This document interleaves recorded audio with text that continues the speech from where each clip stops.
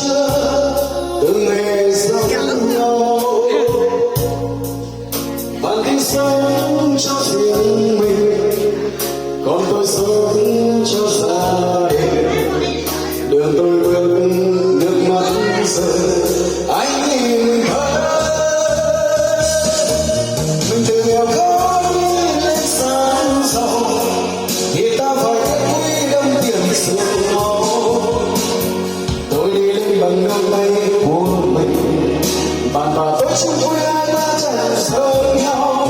Một ngày nào đó khi ta không tiền, người xem thường ta nhất chính là